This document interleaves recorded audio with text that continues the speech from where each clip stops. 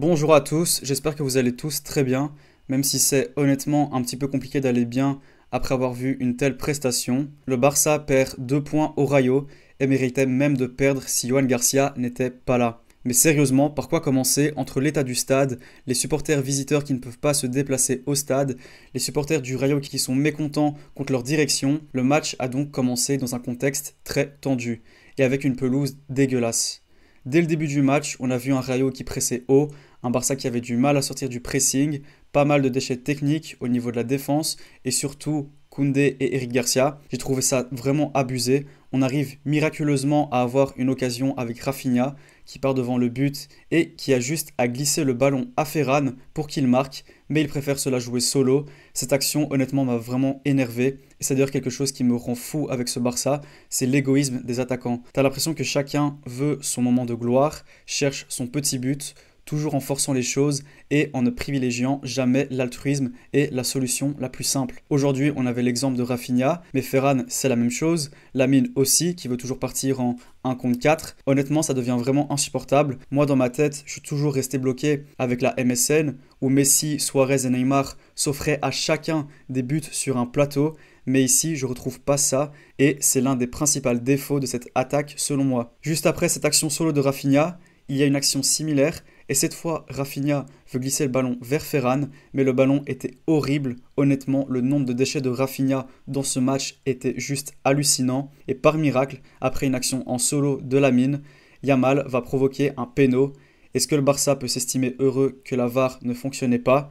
Je pense que oui, honnêtement. Le péno me paraissait un petit peu léger, même s'il y avait contact. Quoi qu'il en soit, Lamine marque son penalty, et quelques minutes avant la fin de la mi-temps, Olmo cadre même pas une frappe repoussée par le gardien alors qu'il aurait pu faire le break et nous mettre définitivement à l'abri. Du coup, forcément, t'entames la deuxième mi-temps avec seulement un but d'écart, tu laisses cette équipe vivante, elle se procure de nombreuses occasions. Heureusement, mais heureusement qu'on a Johan Garcia, mais malheureusement, il ne peut pas tout sauver. Et ce qui devait arriver arriva, puisque le Rayo a égalisé sur corner, personne au marquage, et après, ils auraient même pu passer devant, mais encore une fois, un très grand Johan Garcia. Et entre-temps, des changements qui ont strictement rien apporté. Honnêtement, c'était un match très décevant. Et je pense qu'on est nombreux à trouver que c'était peut-être l'un des pires matchs sous l'ère Hansi Flick. Ce match était aussi surtout une honte pour l'image de la Liga. Et c'est simple, on a le président de la Liga Tebas qui détruit littéralement son championnat. Il se cache constamment derrière des règles en disant que tout ça c'est pour le bien des clubs et du championnat, mais la réalité c'est que les équipes doivent brader leurs meilleurs joueurs afin d'inscrire des recrues. On a donc des équipes beaucoup moins fortes, des équipes de la Liga qui sont soumises à un fair play financier hyper strict, tandis qu'en Première Ligue par exemple, Liverpool vient de claquer 500 millions en seulement un seul mercato, alors que tous les clubs de la Liga réunis au total ont dépensé 600 millions. Il y a clairement un problème. Ce championnat est vraiment devenu honteux et je comprends pas pourquoi Tebas reste impuni après autant d'années. Voilà, je vous ai donné un petit peu mon ressenti. Maintenant, on peut passer aux notes des joueurs qui seront vraiment pas fameuses, tellement ils m'ont mis la haine avec leur attitude nonchalante et égoïste. On commence par contre avec l'une des seules satisfactions de ce match, qui n'est autre que Johan Garcia, homme du match tout simplement, qui a sorti des arrêts monumentaux. C'est simple, je vois pas comment il peut faire mieux. Et juste parce qu'on n'a jamais vu un gardien du Barça avec ce niveau depuis plus d'une décennie et que grâce à lui on verra plus Ter Stegen, je lui donne la note de 10 tout simplement. Baldé, je l'ai trouvé bon sans plus, pas grand chose à dire sur son match, il a parfois fait des percées intéressantes mais qui n'aboutissaient pas et défensivement je ne l'ai pas trouvé à la rue non plus, donc on va dire qu'il s'en sort avec la moyenne, donc je lui donne la note de 5. Christensen, par contre, alors là, si après ce match, il n'a pas retrouvé sa place de titulaire, je comprends plus rien. Ça a été l'un des meilleurs sur le terrain. Il a fait de très bonnes interventions, propres à la relance. Franchement, ça fait tellement plaisir de le voir à ce niveau-là. Faut juste vraiment prier pour qu'il soit épargné par les blessures. Mais sinon, j'espère qu'on pourra vraiment compter sur lui cette saison. À Christensen, je lui donne la note de 7. Par contre, l'autre défenseur central qui l'accompagnait, donc Eric Garcia, c'était un grand nom. Déjà, Eric Garcia, en tant que défenseur central, j'ai jamais trop aimé, et j'aime toujours pas d'ailleurs. Et le nombre de relances ratées qui auraient pu nous coûter cher était beaucoup trop nombreuses. J'ai pas du tout aimé son match. Je le préfère largement en tant que défenseur droit, donc je lui donne la note de 4. Et en parlant d'ailleurs de défenseur droit, Koundé, waouh, honnêtement, le match qui nous a pondu est juste vraiment honteux.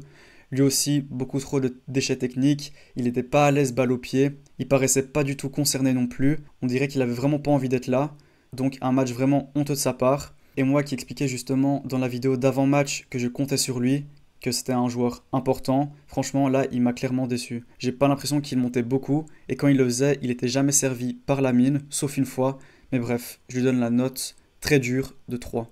Dans le milieu, Frenkie et Pedri, je vais les épargner, même si j'ai noté quand même quelques pertes très dangereuses de Pedri. Il a quand même montré sa palette technique sur un terrain vraiment dégueulasse. Quant à Frenkie, il a intercepté et récupéré pas mal de ballons, a tenté quelques percées. Leur match était pas horrible, je leur donne donc la note de 6. Par contre, leur compère dans le milieu, que j'ai nommé Olmo, vraiment je préfère en rire, la prestation cataclysmique qu'il nous a lâchée. Honnêtement c'est juste honteux. Déjà, j'ai l'impression qu'il a peur de recevoir des ballons. Il se fait toujours invisible, discret. Il paraît mou, il manque de calcium. Et le peu de fois où il recevait le ballon, je sais pas, il annihilait des contre-attaques intéressantes en ralentissant le jeu, en prenant les mauvaises décisions. Et s'est même permis de rater d'énormes occasions. Franchement, un match vraiment horrible. Je lui donne pas mieux que la note de 2. On peut maintenant passer à l'attaque. Alors là, je vais commencer par Rafinha. Son match m'a autant dégoûté que celui de Olmo. Trop de déchets, mauvais choix devant le but, et il sort d'ailleurs à la 60e pour Rashford, signe qu'il était vraiment pas dedans. Lui aussi, je lui donne la note très dure de 2. Quant à Ferran, on l'a pas beaucoup vu, il aurait pu marquer un but si Rafinha lui avait fait la passe, sinon un peu invisible, mais on peut noter quand même qu'il n'a pas arrêté de presser. Mais malheureusement, c'est quand même pas suffisant pour avoir la moyenne. Au Barça, si tu es un buteur, tu dois prendre tes responsabilités et aider ton équipe un peu plus. Donc je lui donne la note de 4. Et pour finir avec Lamine, j'ai trouvé qu'il a énormément forcé avec le dribble, rentrer sur son pied gauche et vouloir frapper, alors qu'il y avait toujours des solutions beaucoup plus simples. Malgré ça, il va quand même chercher le péno, et il va l'inscrire d'ailleurs, mais pour moi, il est tombé dans le piège du latéral du Rayo, et plus les minutes passaient, et plus j'ai trouvé Lamine moins concerné par son match, et plus concentré par son duel avec le latéral. Je lui donne quand même la moyenne de 5, parce que sans lui, le Barça ne marque même pas, et c'est le seul qui apporte un minimum de danger. Concernant les remplaçants, je ne vais même pas leur donner de notes, ils n'ont rien apporté, donc je ne vais même pas m'attarder sur eux, honnêtement. Voilà, donc voici pour mes notes, vous avez pu constater qu'elles étaient quand même très dures. Je suis désolé les gars, mais le visage montré par l'équipe dans ce match-là était juste honteux. On dirait que la plupart ont déjà pris la grosse tête après avoir fait le triplé la saison passée, et il faut clairement qu'ils redescendent sur terre. Maintenant, après ce match nul du Barça, voyons la position de l'équipe après ce match nul.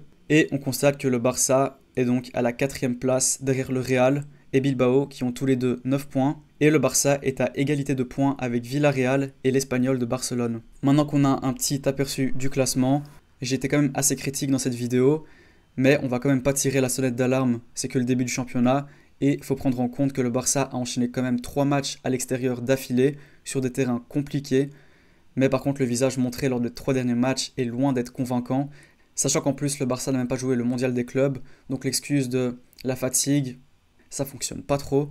Et par exemple contre Mallorca, tu ouvres le score et derrière il y a 2 rouges pour Mallorca, mais avant ces rouges, on avait quand même concédé pas mal d'occasions. Contre Levante, tu fais une première mi-temps vraiment horrible et l'équipe, heureusement, s'est réveillée en seconde période pour pouvoir faire cette remontada. Et puis là, on a ce match face au Rayo. Je pense qu'on peut quand même faire confiance à Flick pour corriger cela pour le reste des matchs. On verra après la trêve. Parce que oui, la trêve est déjà de retour, mais après, il faudra s'attaquer à Valence au Camp Nou, je l'espère. Et ensuite, un déplacement très compliqué à Newcastle pour le premier match de la Ligue des Champions cette saison. Mais dans tous les cas, hâte de voir le visage que montrera le Barça dans les prochains matchs, voir s'il y aura une amélioration tant au niveau du jeu que de l'attitude des joueurs. Je pense que j'ai fait un peu le tour dans cette vidéo. Je vais vous laisser là-dessus et on se dit à la prochaine pour une nouvelle vidéo sur le Barça. Ciao!